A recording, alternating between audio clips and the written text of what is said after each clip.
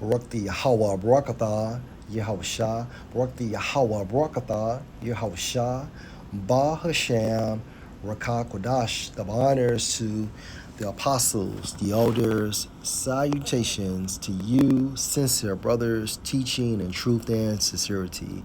A lesson will be entitled, Dear GMS Ahchyam, 1 foot in the world and 1 foot in Yahawashi. Apostle Tahar shouldn't have to tell grown men what to do. I repeat, Apostle Tahar shouldn't have to tell grown men what to do. When you say you work and you work and you work, you're saying this is more important than Yahweh and Yahawashi. If you're not spiritual enough to have a self autocorrect, then Yahweh, Bahashem, Yahawashi is going to take what's occupying your mind and your time if you're the elect.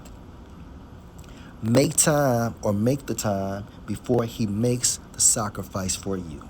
Your job, your family, nor you or me are more important than this truth. I repeat, your job, your family, nor you or me are more important than this truth. We should be scared for not having an active YouTube page as prophets.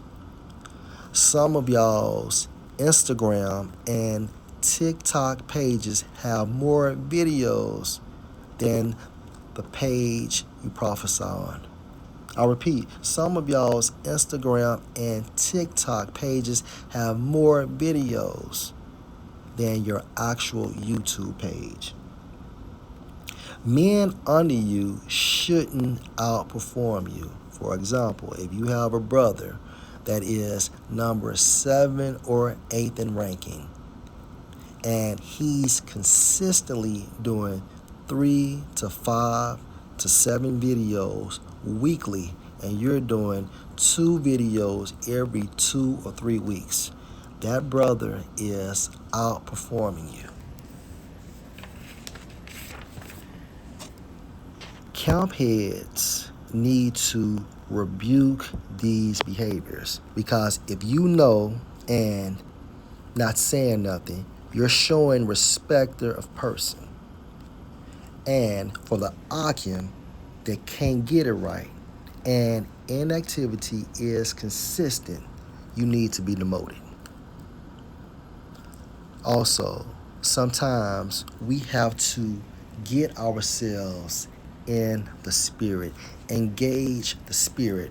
For example, if we become dry, pray to Yahweh, Bahashem, Yahawashi for topics. Watch more videos, read, fast. If you're having these issues, you have 1 foot in the world / Esau and 1 foot in Yahawashi / this truth. You are what you do.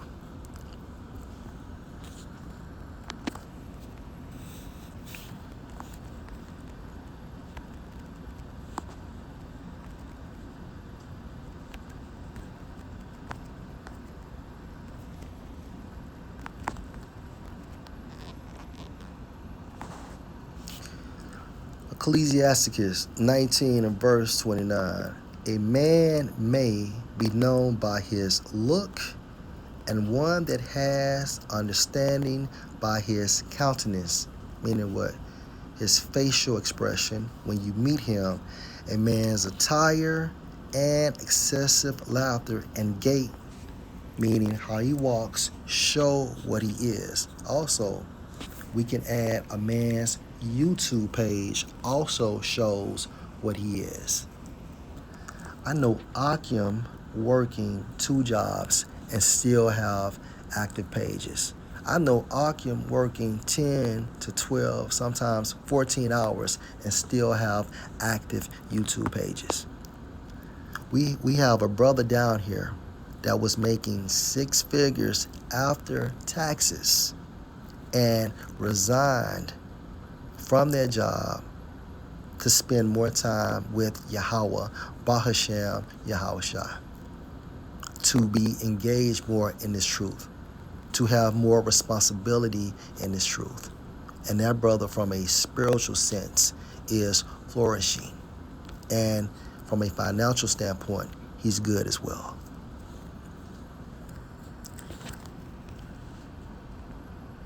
Matthew 6:22. The light of the body is the eye. If therefore your eye be single, the whole body shall be full of light. Single in the Greek, going into what? Hyper focus, tunnel vision. The eye is your mind. So if we are fully engaged in Yahawashi, okay, we will have active YouTube pages.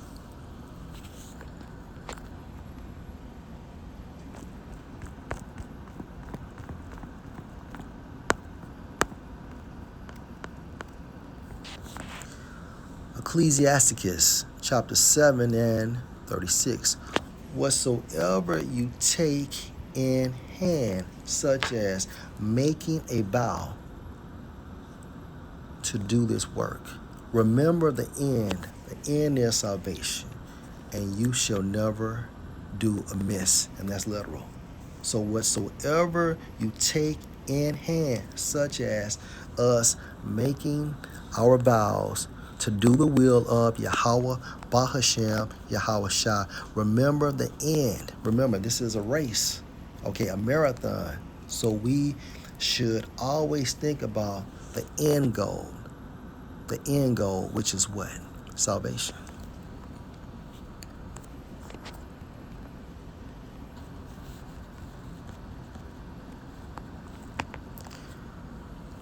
Luke 9 and 62. And Yahawashi said unto him, no man having put his hand to the plow. Symbolic for what? Becoming a prophet, doing the will of the Most High, and looking back is fit for the kingdom of the Most High. So when you have a brother that is inconsistent from an ongoing standpoint, that brother has 1 foot in the world and 1 foot in Yahawashi. So for example, he just shows up for camp, and from a standpoint of his weekly videos, he's not doing them. Okay, he's always saying that he has this to do and that to do, or something came up. Okay, that brother has 1 foot in the world and 1 foot in Yahawashi, and he's looking back, and it shows via his YouTube page. You are what you do.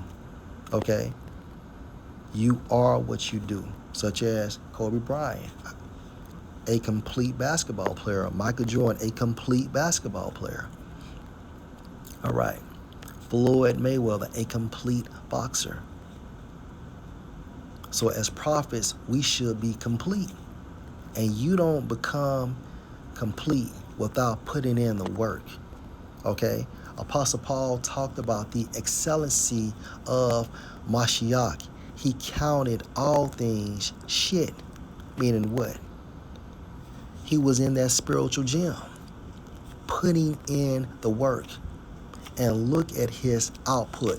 Go to the New Testament. So like you go to the New Testament, okay, and see the output of Apostle Paul. Let's go to Luke 16 and verse 10.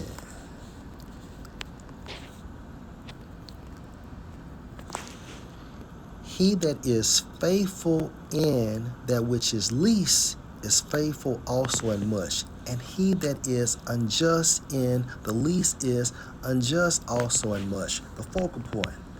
He that is faithful in that which is least is faithful also in much.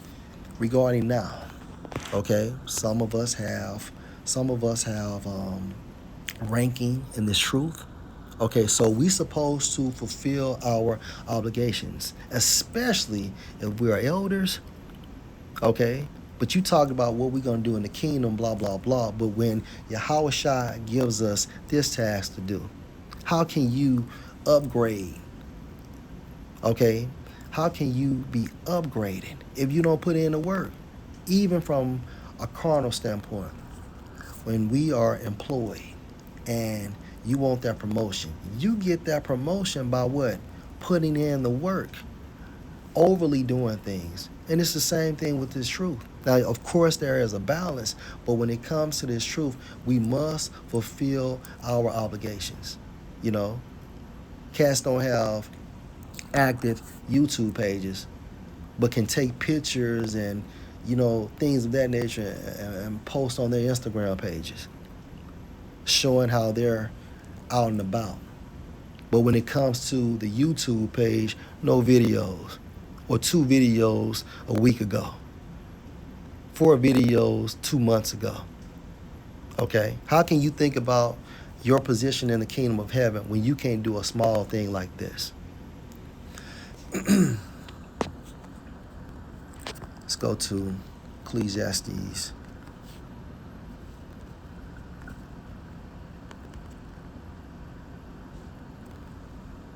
Chapter 5 and verse 4.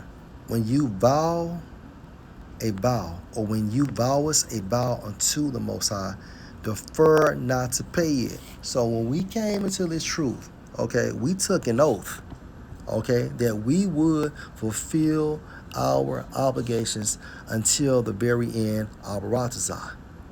Okay, so regardless of what's going on, okay, within this process, we still have a duty. We still have obligations, and it's not over until it's over. So we must, you know, stand on business. When you vow us a vow, okay, until the Most High, defer not to pay it, for he has no pleasure in fools. Pay that which you have vowed. And ultimately, if these cats can't get it right, the Most High is going to remove them. Did you see the seriousness on the face of Apostle Tahar last weekend?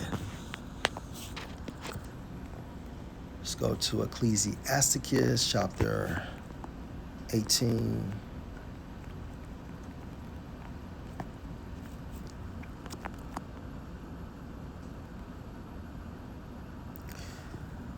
And 22. Let nothing hinder you to pay your vow. Don't let nothing hinder you. I'm sick, okay? But when you get well, do your videos. My car broke down, okay? But when you get that arranged, do your video. Or within that situation, you still got to do the work, okay? My woman left me, okay? Understandable. But you still got to do the work. Okay, I got 2 jobs, understandable, but you still got to do the work. Okay, I'm just not feeling it today, understandable, but you still got to do the work.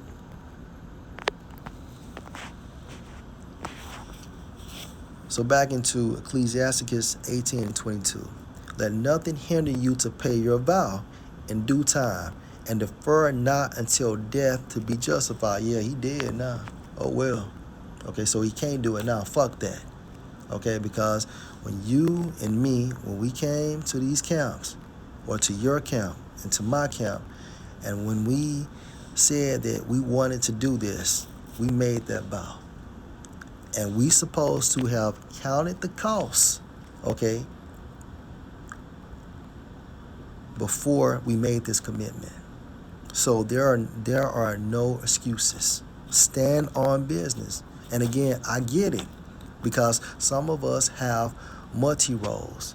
However, if you can't multitask, you need to cut whatever is interfering with your obligation as being a prophet. And some of you all are just bullshit, extremely worldly.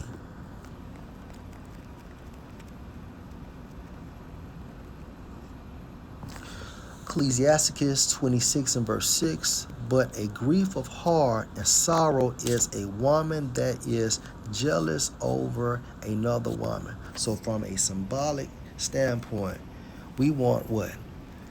We want the world people within the world to be jealous in regards to our activity in this truth. Okay? We want the carnal woman to be jealous over the spiritual woman. We don't want Yahawashi and Yahweh to be upset because of our inactivities in this truth. Because you're so focused on doing this in the world. And we have liberty in Yahawashi, so we still can do what we still can do what we do. But at the same time frame, do the fucking work. My dad always told us, look, come in, do your homework, do your chores, so you can play. All right? So be about your father. Let's be about our father's business. Okay? And there's nothing wrong with having balance and things of that nature. But at the same time frame, this truth is primary. Bros that are elders, okay, shouldn't have inactive pages. But you giving orders to bros under you and you ain't even doing the work. That's bullshit. All right, so let's go to Salaki. Let me finish that out. Ecclesiasticus 26 and verse 6. But a grief of heart and sorrow is a woman that is jealous over another woman. And again, we want that carnal woman to be jealous over that spiritual woman. Okay? And a scourge of the tongue which communicate with all. That's precept. Let's go to Revelation chapter 2 and verse 4. Nevertheless, I have somewhat against you because you have left your first love. And guess what? We have our first love. So we must cherish it. Okay? We supposed to be simps for Yahweh by Ahchyam Yahawashi and not simps for the world. Lord will, this was an edifying lesson. Shalom.